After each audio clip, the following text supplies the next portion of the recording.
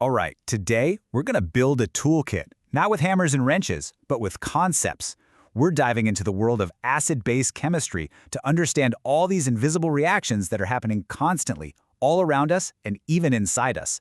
This stuff, it really shapes our world in ways you might not even realize.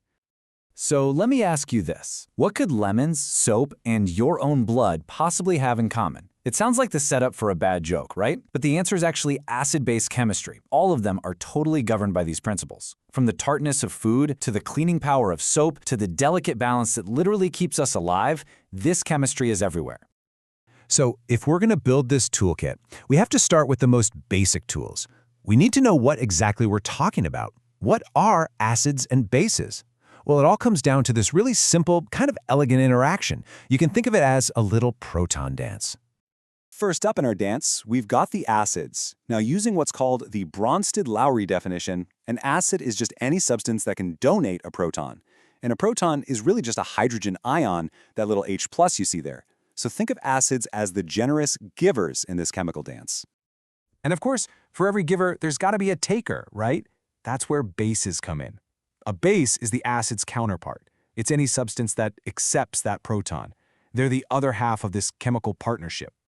And that's the whole relationship in a nutshell. An acid gives away a proton, and a base swoops in and takes it. This simple give and take is the entire foundation.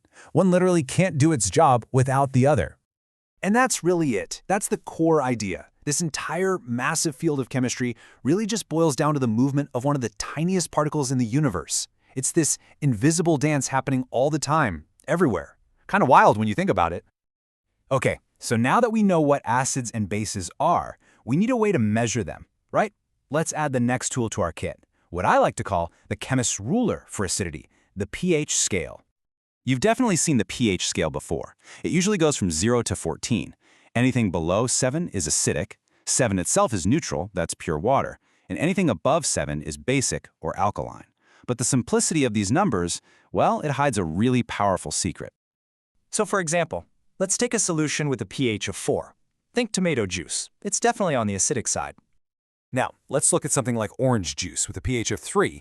They're just one number apart. Doesn't seem like a huge difference, does it? But it is. This is the secret. Because the pH scale is logarithmic, that 1 point drop from 4 to 3 means the orange juice is 10 times more acidic. If you went down to pH 2, that'd be 100 times more acidic than the pH 4 solution. So these small changes on the scale, they represent absolutely massive changes in the real world. Okay, here's another really crucial tool for our kit. Understanding that strength is not the same thing as concentration.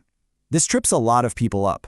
A strong acid, like hydrochloric acid, completely falls apart in water. It releases all its protons. But a weak acid, like the acetic acid that's in vinegar, only lets go of some of its protons. This means you could have a really concentrated solution of a weak acid or a very dilute, watery solution of a strong one. They are not the same thing at all. All right, we've got our definitions and we've got our measuring stick. Now let's see how these tools work when we start mixing things up a bit in some more advanced situations. So what do you think happens when you dissolve a salt in water? Your first guess might be that the result is always neutral, pH 7, but not so fast. It actually depends on where the salt came from. If it's formed from a strong acid and a strong base, yeah, the solution is neutral.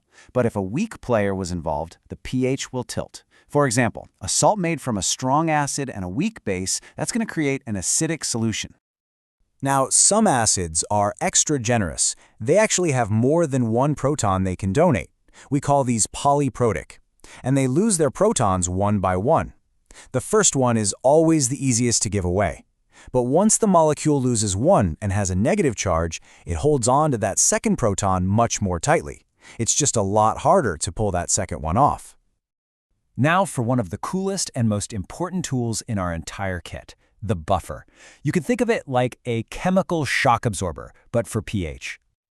So what is a buffer? It's a special solution that can soak up small amounts of added acid or base without its pH changing very much at all.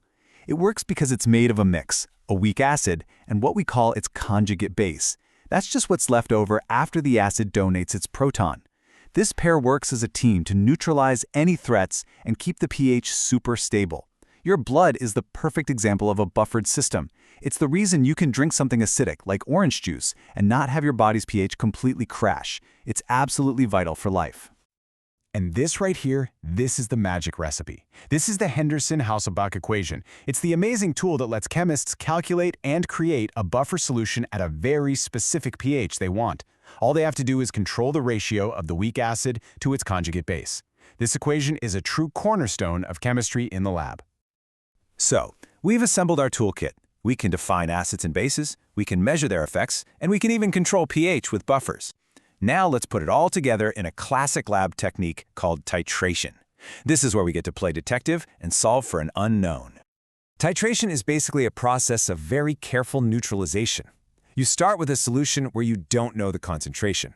Then you slowly, drop by drop, add a solution where you do know the concentration. You keep going until the reaction is perfectly balanced. And how do you know when to stop?